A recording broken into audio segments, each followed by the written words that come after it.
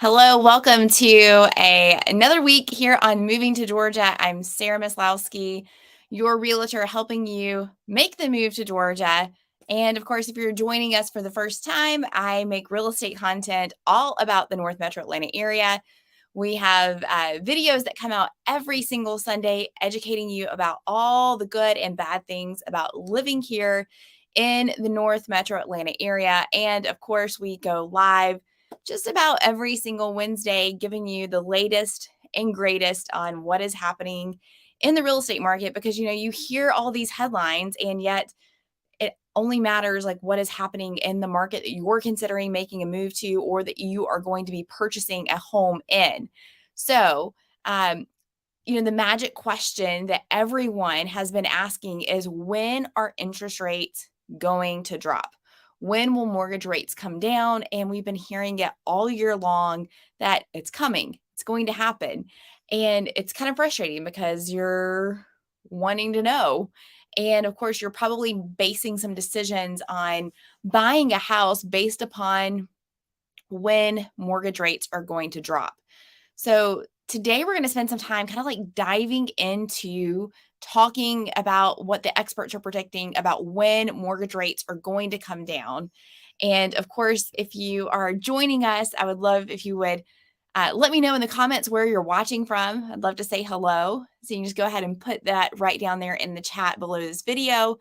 And of course, if you have any questions at all, make sure you go ahead and ask those. We will get to those throughout the program tonight and make sure that those questions get answered. It can be questions about selling your house, buying a house, making a move here to Georgia, moving to the area, anything that you want to ask. I'm here for you. And that is what we are going to answer today and explore together. So let's get back into it and answer the question, when will mortgage rates come down? So I am going to share an article that CBS News recently did on just this topic of when will interest rates come down. And we're going to kind of dive into that. And I'm going to give you my thoughts and opinions on what these experts are predicting and kind of how that's going to relate to you in your decisions and making a move, possibly selling or buying right now and trying to time that. We've got Amy watching from Roswell. Thank you for joining us. Welcome to the live stream. Thanks for joining us. Welcome, welcome. All right, so let's figure out how to share this screen. All right. So CBS News published this article 2 days ago. When will mortgage interest rates drop? Here's what the experts are saying. So let's dive into it. So the mortgage interest rates are kind of directly loosely tied to the Federal Reserve raising the Fed interest rate. And the Fed has continued to raise their interest rates all throughout the year, which has in turn caused upward pressure on mortgage interest rates. So over the past year, home sales fell 23.2%, and home prices, though, have only dipped about 2%. We're going to dig into this a little bit more, and I'm going to share with you some more data on what we can expect with home prices and kind of how those are playing out. But the median sales price of a house overall throughout the country is just under $400,000. And it goes on to say that the higher interest rates are making it more challenging for prospective home buyers to purchase their dream homes and homeowners looking to refinance. Well, you wouldn't really need to refinance unless you just recently bought a house, because for the past couple of years, you've had amazing opportunities to take advantage of historically low interest rates that we got to take advantage of because of the unique situation that the pandemic presented. So, during the pandemic, the Fed interest rate, not mortgage interest rates, it says they were at record lows from 0 to 0.25%. And to contrast that, the Fed interest rate is now between 5 to 5.25%. That's its highest level in 16 years, which again is having that negative impact on mortgage rates. So, it goes on to say that when are they going to reverse the course for mortgage interest rates? It's anyone's guess, but we can rely on some experts' opinions to kind of get their insights into what they're seeing in the market and how that's going to play out. So, the Fed gave notice in May that there was some speculation because at their meeting, they said that the interest rate hikes may be nearing a pause, and that's because they made a reference to pausing future increases. And so that signaled to the marketplace, okay, maybe the Fed's going to stop their rising of their interest rates, which in turn is going to not cause that upward pressure on mortgage interest rates. So it says that the Fed has recently signaled that it may forego a rate increase at its next meeting while it evaluates the effect of its recent increases that have had on inflation. Remember, they're increasing the Fed interest rate to tamp down inflation. They're trying to get this under control.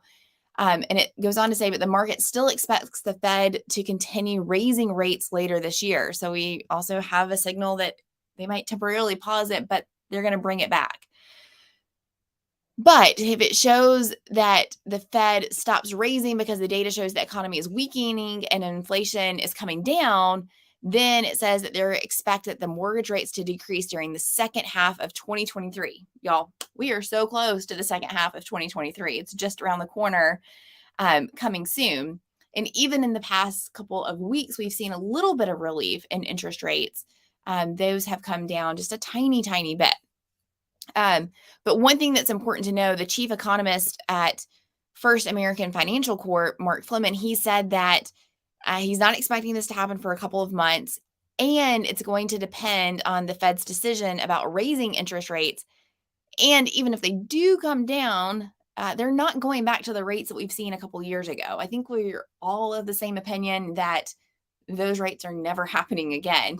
And he's reminding us that 6% mortgage rates used to be very, very normal. And if we can get back down to the low sixes, that's more reasonable to expect.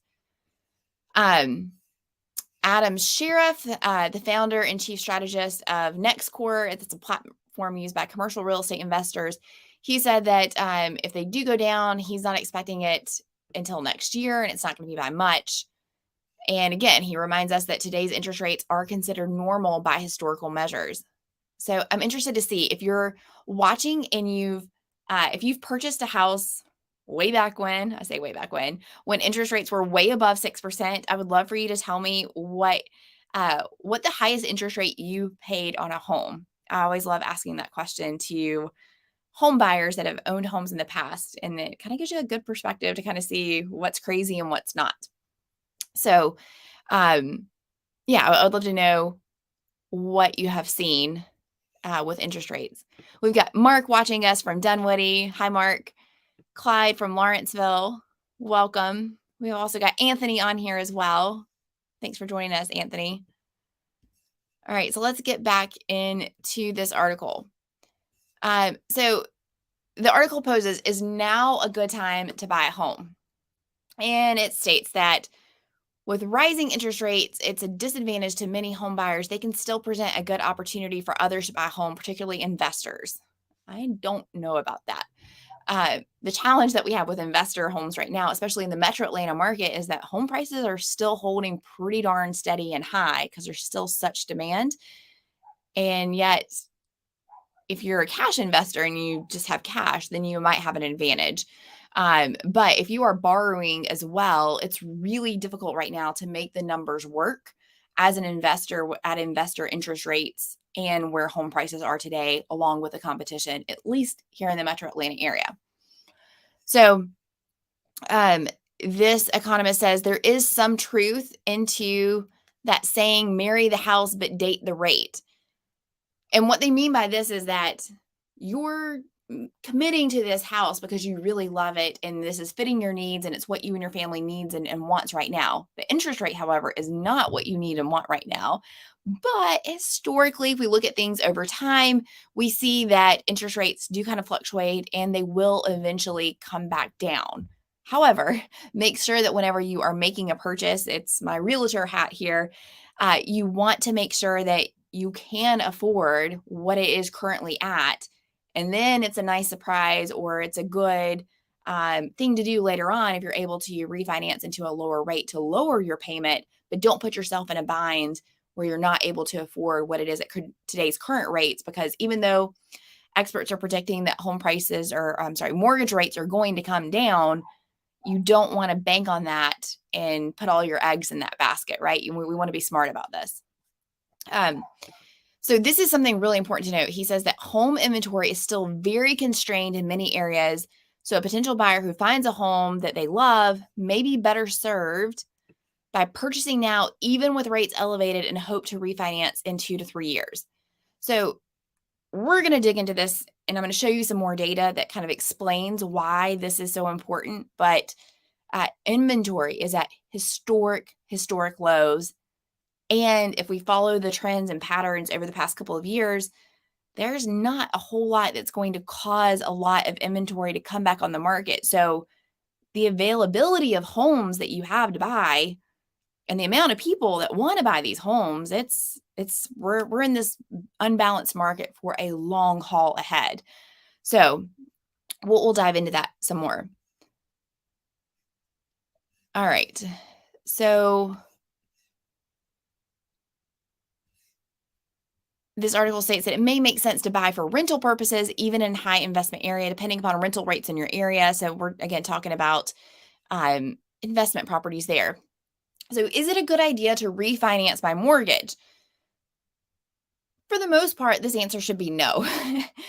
This is without us even going into the article.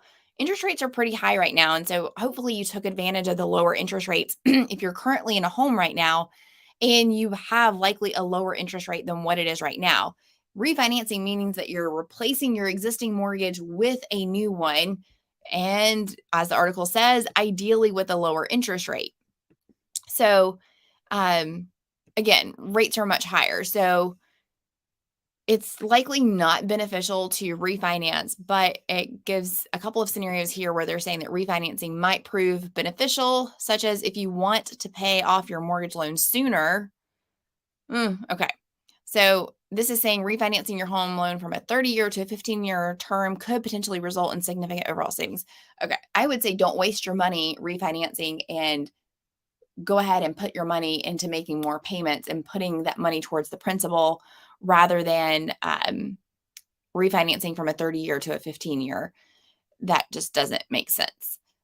You do get a little bit better of an interest break right now at a 15-year term versus 30-year term, but a great lender will run that math for you. And I bet they'll likely say that there's really no need to spend the money on refinancing. Just put the money towards that extra, that payment towards the principal. Make sure it goes towards principal, and you'll get that. Now, this is something to consider if you want to convert to an adjustable rate mortgage. These were very popular many, many years ago, and that means exactly what it is. An adjustable rate mortgage will adjust. And I recently bought an investment property last year and used an adjustable rate mortgage. It was on a 7-year term. So over the next 7 years, my thinking is that I'm going to have the ability to refinance into a lower rate before the end of that 7 years. At the end of that 7-year adjustable rate mortgage term, so it's fixed for that 7 years, at the end of the 7 years, it can fluctuate the interest rate. So it's not something that adjusts every single year. There's terms on it. Popular ARMs are 5, 7, and 10-year ARMs. So that is something to keep in mind. Now, before I got into real estate, we used to move around quite a bit for my husband's job. And we took a look at things whenever we were moving and we're like, hey, we never really live in any place longer than 3 years. Let's just get the adjustable rate mortgage at a 5-year term and get that lower interest rate because we're going to sell this house in another couple of years. So that's something too to keep in mind, that if you're always moving, or you know that this is going to be a place that you're landing only for a temporary amount of time, an adjustable rate mortgage may be a very, very good option for you. And again, a really great lender is going to help you navigate all of these things. All right. So the bottom line, it says watching interest rates trends can help home buyers and homeowners better understand the market so they don't make decisions blindly. Yes, we know that, right? Okay. So that is not a crystal ball, and it didn't really answer hardly any questions about when interest rates are going to come down. But what we do know is that everyone is kind of saying like, hey, later on in the year, next year, mortgage rates are going to come down slightly, not drastically. We're not going to see things in the 4s. we're likely maybe not even seeing anything in the fives. So that is something to keep in mind. Now, here is my opinion, and I've shared this with y'all many times on the live stream, and that is, if you have flexibility on when you move and you're thinking in your mind, maybe I should wait until interest rates come down. I'm going to give you some data or show you some information as to why I think that's going to be a bad idea. So let's see if I can share a slide with you. No, that was just the article that we were just on. Okay. This is showing the inventory nationally, historically, going back to, prior to 2018. As you can see, we have been on a downward decline in the amount of inventory on the market. We have a little bit more inventory than what we did in 2022, but you can see that that is still decreasing. And so keep in mind, we have all of these homeowners that just bought a house in 2021, 2020, 2021, 2022 at historically low interest rates. It is going to be incredibly hard to get these sellers to sell their house, because selling their house means giving up that amazing interest rate that they have. Any other replacement home is likely going to be much more expensive for these sellers. So most of the inventory that will be coming on the market are going to be from people that have to make a move, either because of death, divorce, babies, jobs. Those are the things that are causing people to have to move and sell their house. And in those types of situations, you're not thinking about or really factoring much into like, what interest rate do I have? But these sellers are kind of being held hostage by their amazing interest rates. And even if they have a strong need to sell, there's a strong argument and case to be made of, hey, you should keep this house and turn it into a rental. You could have amazing cash flow, keeping this really, really great interest rate in your low house payment and turning it into a rental. So all of these houses that were bought over the past couple of years, it's going to take a lot to get them to come back on the market. And coupled that with the fact that historically we've had really low levels of new home construction as well. New home construction is not keeping pace with the demand that we have overall in the economy. And so that, coupled with the sellers that have these really amazing interest rates or would-be sellers, they don't want to sell. So here is another graph that shows the amount of homes for sale. Again, this is at historically low levels. And so whenever interest rates come back down, or they have like the little bit of a hint of relief, you as a buyer are going to say, great, yes, now is the time for me to go out and buy a house. Yes, you and everyone else is going to have that same idea that has been waiting on the sidelines for however long. And so a flood of buyers are going to come onto the market, and you're still going to have really low inventory of houses available for sale. And so you have a lot of buyers, really few houses for sale, and that just creates bidding wars all over again. So the money that you will save on your interest rate, likely you're going to negate that gain by having to pay more for their house, by having to get into a multiple offer situation and go over asking, pay $20,000, $30,000 more than what you would have been able to pay a couple months ago whenever interest rates were still kind of where they're at right now. And it's just something that I feel strongly about, that if you have the ability to move, or kind of like move whenever you want to, I would not make that decision based on current interest rates. I would take advantage of what you can in the market today, to try to negotiate the very, very best deal on your home. Anthony stated that the CPI report comes out Tuesday, and that's going to give a gauge on how well the Fed will move next Wednesday. If the core CPI, the consumer price index, remains hot, we're going to expect another increase of 25 basis points, hike in the Fed interest rate with a pause later, no pivot unless a recession hits. Yeah. So a lot depends on this data. And yeah, we'll all be watching that to see how that goes. Mark says that with the supply shortage, lenders aren't incentivized maybe to follow the Fed rates downward very quickly. They'll raise them very rapidly, though. Yeah. So, well, and it's all kind of built by the demand in the marketplace. So, mortgage lenders right now, their loan applications are also down a lot, and so they do a lot of bankers, mortgage people are getting out of the business, just like a lot of real estate agents are getting out of the business. There's 30,000 real estate agents have left this profession this year because of the challenges in the real estate market.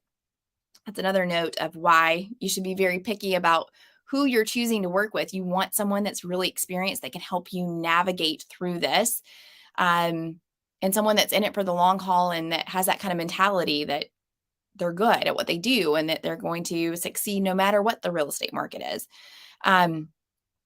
Yeah. So if you have any questions about making a move to Georgia or questions about the housing market, make sure you answer those and drop them below.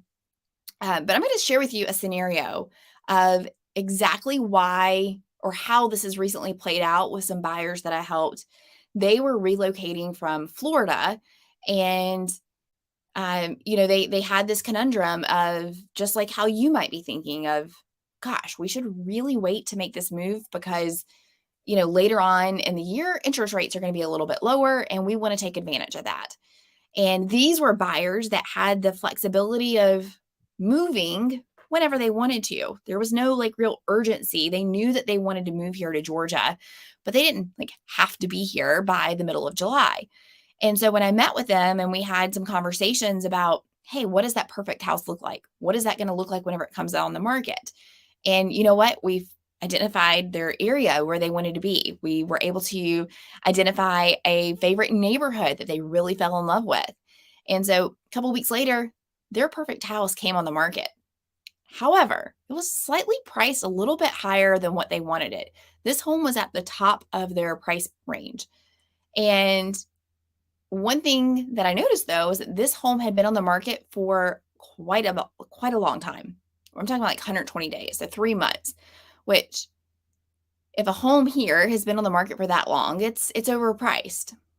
So we knew that this house was overpriced, and it was at $500,000, the top of their budget, but it was a really good house in their favorite neighborhood. And so, I'm sure you might be thinking, okay, well, let's just negotiate and reduce the price of the house and let's get it to where we want it to be. And yeah, in a normal market with normal interest rates, that is what you would think. But we connected these buyers with a fantastic lender that I would love to connect you with. And we ran some various different scenarios and we said, hey, what would it look like instead of reducing the price of the house and making an offer for a lower price on the house? Let's make a full price offer and let's negotiate that money that we want, and let's take that money and use it for a permanent interest rate buy down. So what that means is that whenever you are purchasing a house and you're doing a home loan, you were able to buy what they call discount points. So you're able to permanently buy down the interest rate, and it's expensive, right?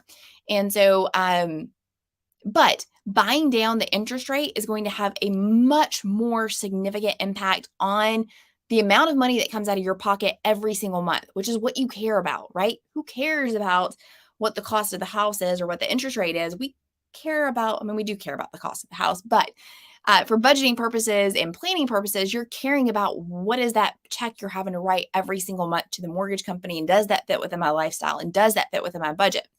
So let's look at this scenario. So here's a great graphic. I hope that is big enough for y'all to see at home. And it's almost not big enough for me to see. Let me switch to a different screen behind the scenes here so I can see I feel old, like I need some glasses. Okay, so the scenario was, do we lower the purchase price or ask the seller for concessions? And so option number one here was lower the purchase price by 15,000. So it was a $500,000 house that would make the new purchase price $485,000. In this scenario, these buyers, I think, were putting down 10 or 15%. So their amount that they were actually financing was $435,000. That was their interest rate. That was going to be 6.69%. That was the going rate the day that they were considering this, meaning making their principal and interest payment $2,800. And so that means that the total interest they would pay over the life of the loan was $574,000. So, so really, if we just focus on that monthly payment, $2,800 a month. Okay. So now let's go look at option two. That was paying full price for the home, $500,000, taking that same $15,000 that we were going to take off the price of the house, but instead use that to buy the interest rate down. That makes our new loan amount $450,000, but instead of a 6.69% interest rate, we're now permanently locking in a 5.39% interest rate, making their monthly payment $25.26 a month.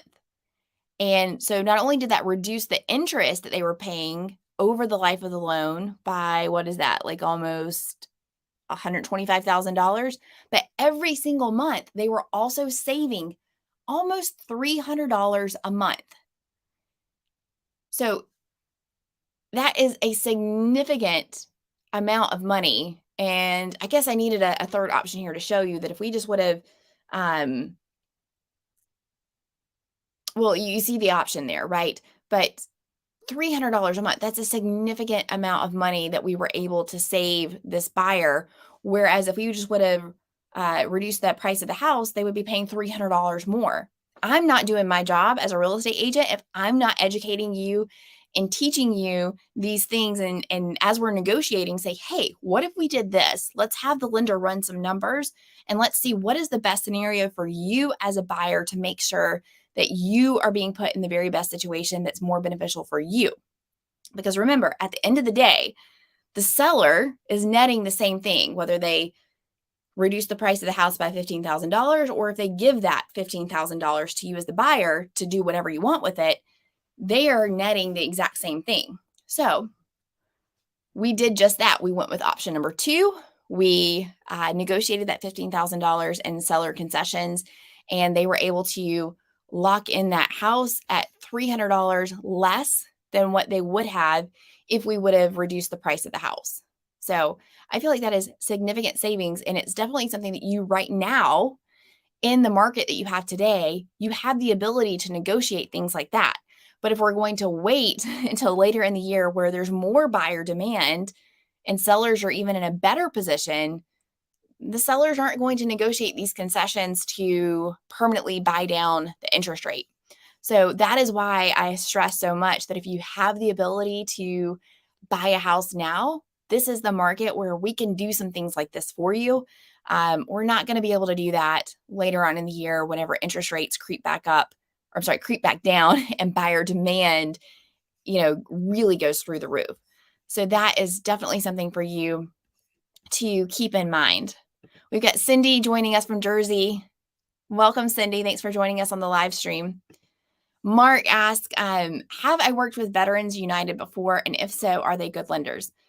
Mark, Veterans United does a great job at marketing, and they have to pay for all that marketing. And they pay for all that marketing by charging you really high rates and fees. I've had a few experiences with Veterans United. Most of them have not been good. And I strongly encourage you to get a local recommendation from a real estate agent that you're going to work with. If you're looking in Georgia or the Metro Atlanta area, I would love to be that person for you. Like I said, I have some really great lenders, and 99% of the time, they're able to beat Veterans United, and you are going to have such a better experience working with them. I will write you a check and guarantee you that. Whereas you're not going to have that same experience likely with Veterans United. I don't want them sending me a cease and desist letter, but that is my honest opinion and my experience from having worked with them and for clients before. Um, you have to call customer service for a national company, and you call the 1-800 number, and you know how frustrating it is to finally get someone on the phone.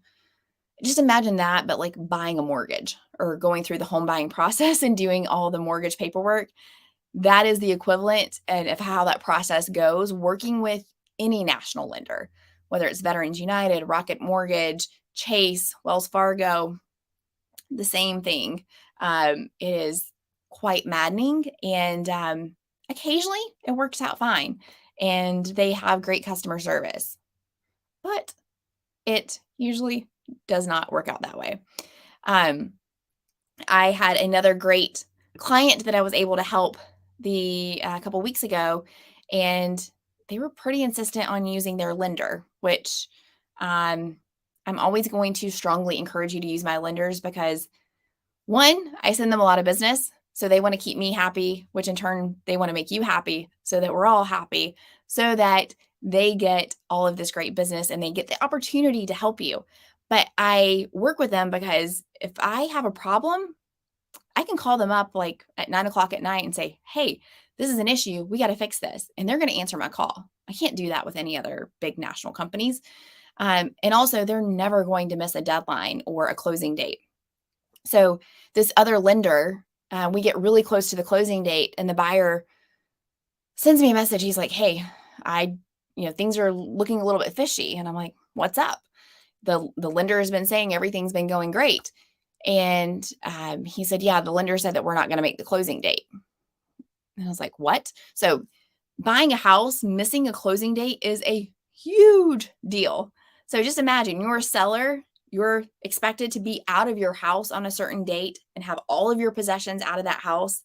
And obviously in a lot of cases, sellers are like buying another house, right? And so you're sometimes using the proceeds from this house to buy the next house, and that is contingent upon this, and there's all these dates and movers and all this kind of stuff.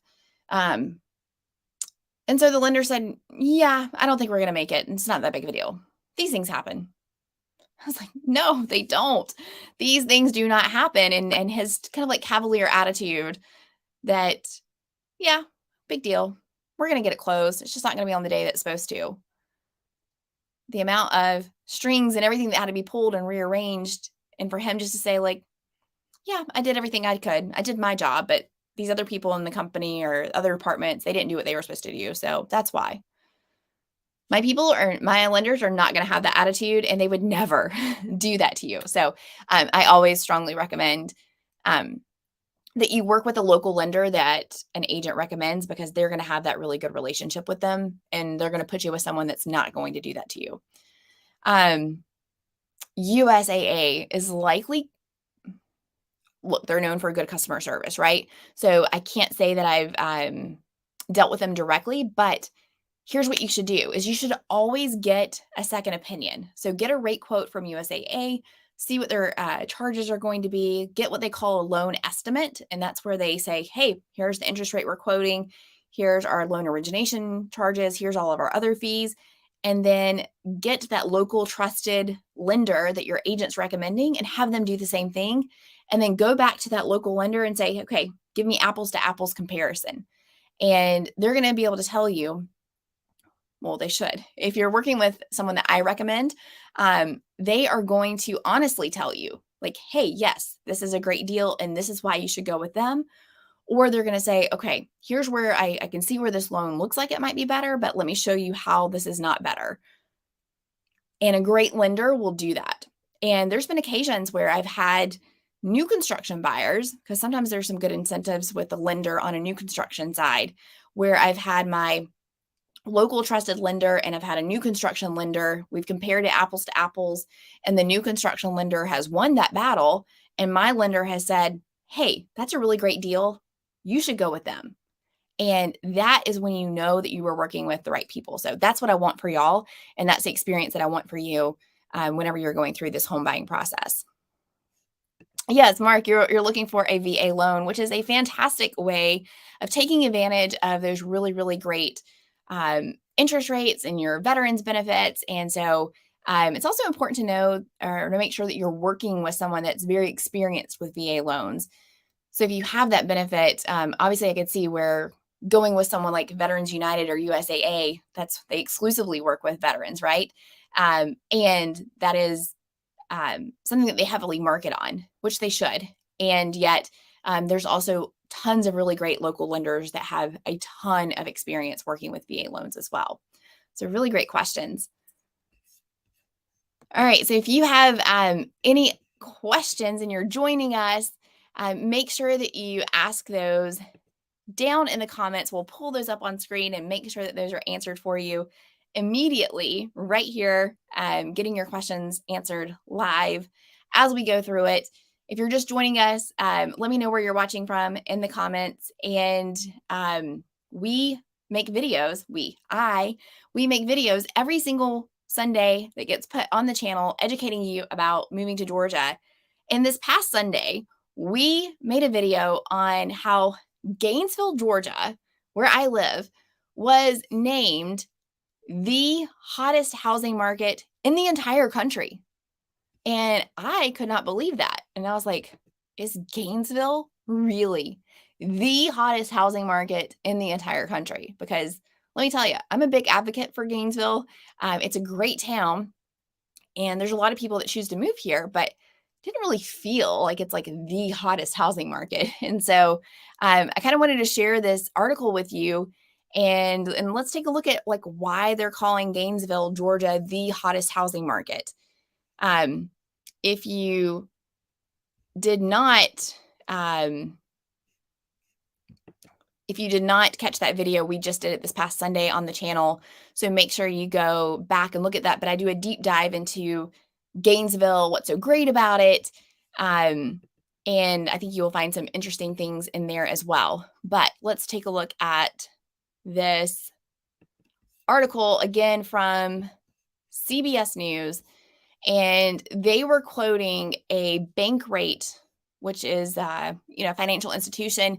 So Bankrate did an analysis of nearly 200 housing markets around the country to find the most attractive and active housing markets. And they found that Gainesville, Georgia was number one. And the factors that they used was which cities had the strongest job growth, fastest population growth, largest home value appreciation, lowest unemployment rate, and highest rate of homes for sale. And they found that out of those top 200 housing markets, Gainesville was the number one area. So I'm going to actually show you that Bankrate article or their study. It wasn't really an article that they did.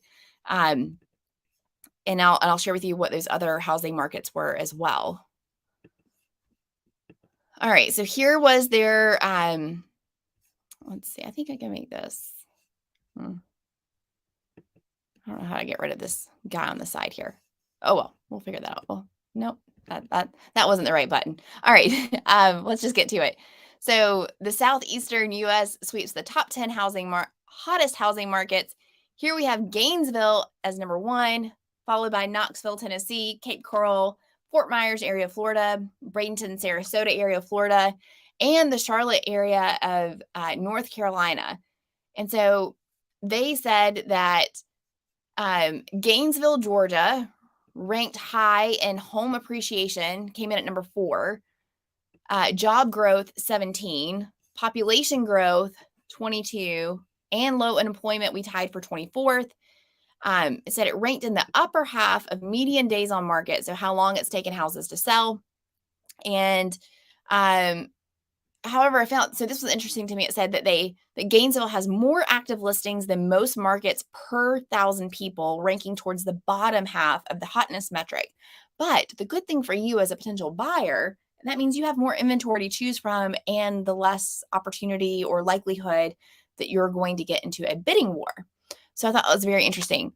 The coldest metro areas were Chico, California, Shreveport, Louisiana, Medford, Oregon, Cedar Rapids, Iowa, and Pittsburgh, Pennsylvania. So in the video that we just published this past Sunday, I really dive deep into what makes Gainesville so great. And I have to say, over the past year, Gainesville has gotten so much better since we've lived here. Downtown area, you have a ton of great restaurants. 2 new restaurants just opened up this week. It feels like every other week there's more restaurants opening up. Downtown has a really great space. They're about to open up a great courtyard, Marriott Hotel with a rooftop bar down in Gainesville. So there's just a lot going on here. Plus, we have Lake Lanier in our backyard, and you've got the beautiful North Georgia mountains in the background. So there's lots to check out here in Gainesville. Clyde says, do you think it's harder to get a mortgage loan in the last 6 months, or have they made it more restrictive to get the loan? So the answer to that is no. They have not changed any of the lending requirements to get a loan. Really, the strictness of getting a loan has been pretty standard for the past 5 years or so.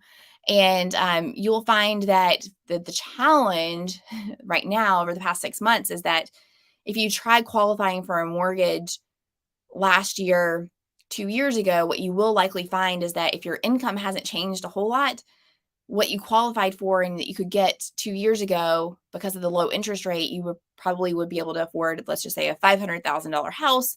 Well, with today's interest rate, keeping your mortgage payment the same, that buying power in today's prices would likely be around 440, 450. And sometimes that's really kind of hard to swallow because a few years ago you could buy a $500,000 house and now it's 450. But let's be real, those $500,000 houses over the past 2 years were really selling for 525, 545. And so, it's just been a whole big mess, right, for the past couple of years in the real estate market.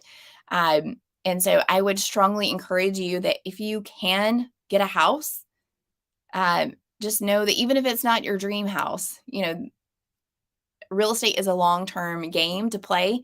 And so go ahead, build that equity, live in a home for a couple of years, fix the ugly paint, fix the ugly carpet, put some sweat equity into it, and make a really nice profit in a couple of years whenever you're able to sell it.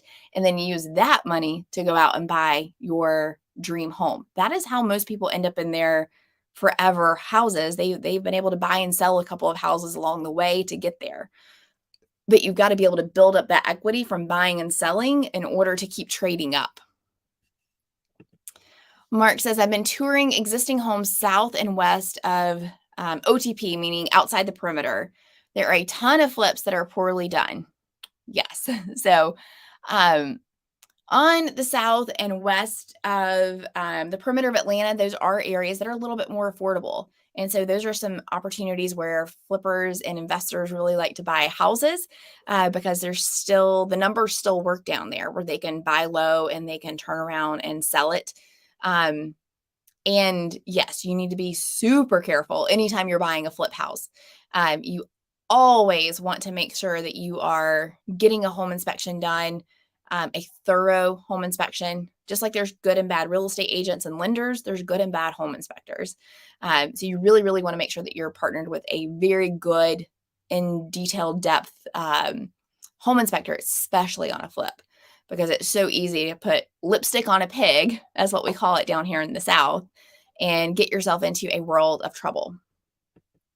So we are answering your questions about the housing market or making a move. So if you have those, go ahead and put those in. Y'all have been asking some really fantastic questions tonight.